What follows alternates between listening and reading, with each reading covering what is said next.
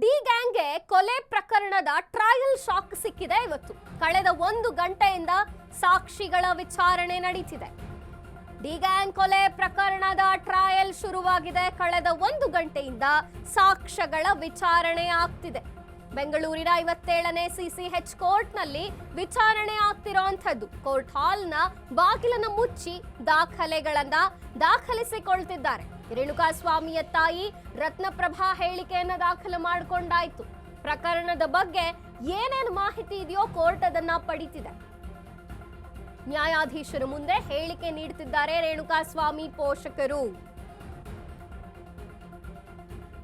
Trial ಈಗ ಶುರುವಾಗಿದೆ. ಸಾಕಷ್ಟು ಸಾಕ್ಷಿಗಳ ವಿಚಾರಣೆಯಾಗಬೇಕಿದೆ. ಅದರ ಮೊದಲ ದಿನದಾಗಿ ಇವತ್ತು ರೇಣುಕಾಸ್ವಾಮಿಯ ತಂದೆ ತಾಯಿಯ ಅವರು ಪ್ರಮುಖ ಸಾಕ್ಷಿಗಳು ಅವರ ವಿಚಾರಣೆ ಆಗ್ತಿರುವಂಥದ್ದು. ಅವರ ಪ್ರತಿಯೊಂದು ಹೇಳಿಕೆಯನ್ನು ಕೋರ್ಟ್ ದಾಖಲು ಮಾಡಿಕೊಳ್ತಿದೆ. ಬೆಂಗಳೂರಿನ 57ನೇ ಸಿಸಿಎಚ್ ಕೋರ್ಟ್ನಲ್ಲಿ ವಿಚಾರಣೆ ನಡೀತಿರುವಂಥದ್ದು.